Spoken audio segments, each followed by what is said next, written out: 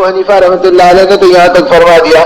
مجھے ڈر ہے کہ جو آدمی اس دنیا میں اپنی زندگی اس حال میں گزارے کہ اسے اس کا احساس ہی نہ ہو کہ میرے عمل کا نتیجہ کیا نکلے گا، اور نتیجے سے بے خبر ہو کر وہ زندگی گزار رہا ہو، تو ڈر ہے کہ کہیں اس کا خاتمہ کفر پر نہ ہو جائے۔ یعنی آدمی کا نتیجے سے بے خبر ہو کر زندگی گزارنا یہ اس کی دنیا کو بھی خطرات میں اور ہلاکت میں ڈالے گا، اور یہ اس کی آخرت کو بھی پکڑ میں اور عتاب میں ڈالے گا، یہاں تک کہ اس کا خاتمہ بھی خطرے میں پڑ جائے گا کہ میرے خاتمے کا کیا ہوگا۔ وہ تو جانور کی زندگی ہے کہ جو اب نتیجے کو نہیں جانتا، پیٹ کے اندر کی بھوک کو جانتا ہے، سامنے نظر آنے والے چارے کو جانتا ہے۔ اب اسے گھاس بتا دو، بکری کے سامنے پتا بتا دو تو وہ پتے کے پیچھے چلے گی، اور بیل اور جانور گھاس کھانے والے اپنے پلے کے پیچھے اور کڑوی کے پیچھے چلیں گے۔ انہیں کچھ پتا نہیں کہ گھاس کا بتانے والا میرا مالک ہے جو مجھے لے جا کے گھر میں باندھے گا، میری گردن کو سہلائے گا، میری پیٹھ پہ پانی ڈالے گا، مجھ سے دل بہلائے گا اور میرے ساتھ سلوک محبت کو کرے گا۔ یا وہ یہ بھی نہیں جانتا کہ یہ پتے کا بتانے والا اور گھاس کا بتانے والا یہ مالک نہیں بلکہ قصائی ہے جو مجھے تھوڑی دور تک لے جائے گا، اس کے بعد میرے پیروں کو باندھ دے گا، کھڑے قد سے گرا دے گا اور میری گردن پہ چھری چلا دے گا، میرے چمڑے اور گوشت کو جدا کر دے گا اور میری ہڈی اور بوٹی کو بے دردی سے ختم کر دے گا۔ تو یہ جانور ہے جو اس نتیجے سے واقف ہی نہیں کہ میرا آگے کیا ہوگا۔ تو جو انسان اندر کی پیٹ کی بھوک کو جانتا ہے اور باہر کی مردار دنیا کی چمک دمک کو جانتا ہے، اب وہ نتیجے کو نہیں جانتا، اللہ کی مرضی کو نہیں پہچانتا، آقا کی فکروں کو نہیں پہچانتا، نبی کے ارمانوں کو نہیں جانتا، اپنے اندر کے ایمان کے جوہر کی قیمت کو نہیں جانتا، اپنے اور رب کے درمیان کے رابطے کو نہیں پہچانتا، بس یہ دیوانگی کے ساتھ یہ دیکھتا ہے کہ بھئی یہ مل گیا تو کام بن گیا، وہ مل گیا تو کام بن گیا، اور یہ مل گیا تو عزت مل گئی۔ اس دھوکے کے اندر یہ دنیا کے پیچھے اپنی زندگی کو چلاتا ہے۔ تو یہ وہ راستہ ہے کہ یہ گویا جانور کی بدلی ہوئی شکل بنتا ہے۔ تو جو سلوک اللہ پاک جانوروں کا دکھلاتے ہیں وہ سلوک اللہ پاک ان انسانوں اور طبقات کا بناتے ہیں جو اس مردار دنیا کے پیچھے چلتے ہیں اور اپنے نتیجے سے بے خبر ہے، اپنے انجام سے بےدرد اور بے خبر ہے، جنہیں احساس ہی نہیں کہ میرا نتیجہ کیا نکلنے والا ہے۔ اب حضرات انبیاء کرام علیہم الصلوۃ والسلام کی محنت اور انبیاء کے سردار آقا نامدار سیدنا محمد رسول اللہ صلی اللہ علیہ وسلم کی قربانیاں یہ دنیا کی محبتوں کی بنیاد پر اور دنیا کی راحتوں کو سمیٹنے کی بنیاد پر نہیں رہی، بلکہ سمٹے سمٹائے نقشوں کو اتارنے کی بنیاد پر رہی، اور آئے ہوئے ساری دنیا کی شکلوں کو قربان کرنے کی بنیاد کے اوپر رہی کہ بھئی یہ دنیا جس کی کوئی حیثیت نہیں، اس سے تم اپنا تاثر مت جوڑو، نہ یہاں کی خوشی خوشی ہے نہ یہاں کا غم غم ہے، اپنی زندگی کو ایمان کی محنت پر، اللہ کی معرفت پر، آخرت کی حقیقت پر لگاؤ۔ بھئی یہ وہ بنیادی دعوت ہے اور وہ بنیادی جوہر ہے جس سے انسان بنائے گئے اور انسانوں کا اللہ کی پاک ذات کے ساتھ تعلق جوڑا گیا، اور اس بنیاد پر انسانیت کے بیچ میں محنت کے اوپر ایمان والوں کو ڈالا گیا کہ تم اس دنیا میں ایمان کی بنیاد پر آئے گئے۔ تم کو ایمان والا، اللہ والا اس لیے کہا گیا کہ تم اللہ کی طرف بلاتے ہو،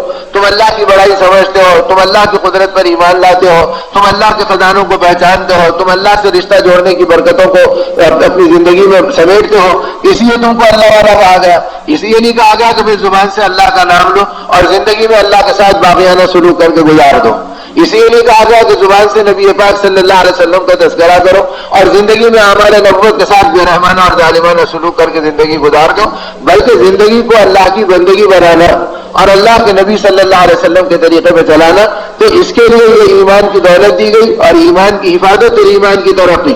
ان دونوں کو دعوت اللہ کے ذریعے سے جوڑا گیا۔ اسی لیے صاف کہہ دیا گیا والذین جاہدوا فینا لنہدینہم سبلنا، کہ اللہ پاک ہدایت کی راہیں ان پر کھولتے ہیں جو اپنی ذات میں اللہ کے دین کی فکروں اور محنتوں کے مجاہدے اور قربانیوں کا میدان بناتے ہیں اور اس راستے کے اندر اپنی زندگیوں کو بلاتے ہیں۔ تو اس راستے کے اندر چلنے پر ترقی کیا دیں گے کہ اس کے اوپر ہدایت کے راستے کھولیں گے۔ لنہدینہم سبلنا، ضرور بھی ضرور اللہ پاک ان کے ساتھ ہدایت کی راہوں کو کشادہ کریں گے۔ جب ہدایت آئے گی تو حق سمجھ میں آئے گا، باطل میں تمیز پیدا ہوگی اور زندگی پاکیزہ راستے کے اوپر چلے گی۔ اس لیے اس امت کو دعوت کی بنیاد کے اوپر اٹھایا گیا، اللہ کا پاک کا نام ملا تو وہ پچھلے انبیاء کی دعوت کی قربانیوں کے ذکر کیے گئے، اتنے ذکر کیے گئے کہ جتنے انبیاء کا قرآن پاک میں ذکر کیا گیا، اللہ پاک نے نبیوں کی عبادت کو نہیں بیان کیا، نبیوں کی دعوت کو بیان کیا۔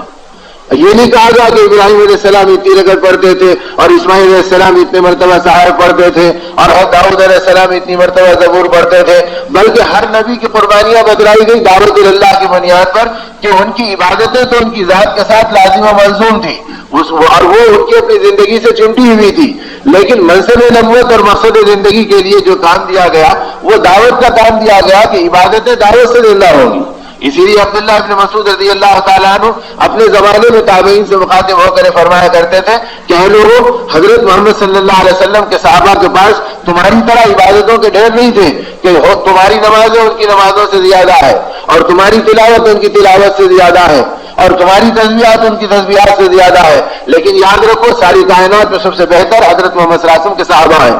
اور اس لیے کہ وہ دنیا سے بے رغبت تھے، آخرت کے پرستار تھے، اور جو توفیق تم کو مل رہی ہے یہ ان کی قربانیوں کا صدقہ ہے کہ تم کو یہ کچھ مل رہا ہے۔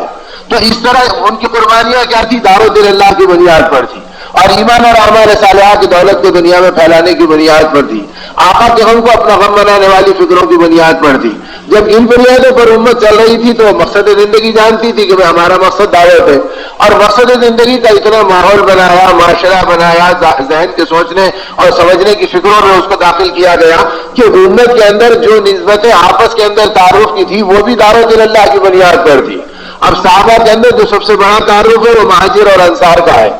یہ کہ بھئی ان سے ملے یہ مہاجرین میں سے ہیں اور ان سے ملے یہ انصار میں سے ہیں۔ تو مہاجر اور انصار کا جو تعارف کرایا گیا یہ دعوت کی وجہ سے ہوا کہ یہ وہ ہے جنہوں نے دعوت اللہ کی خاطر اپنا وطن چھوڑا، اپنا گھر چھوڑا، اپنا علاقہ چھوڑا، اپنی راحتیں چھوڑی، اپنے بیوی بچے چھوڑے، تو سب کچھ چھوڑا اللہ کے لیے۔ تو اللہ کے لیے چھوڑنے والے ان کا تعارف بن گیا۔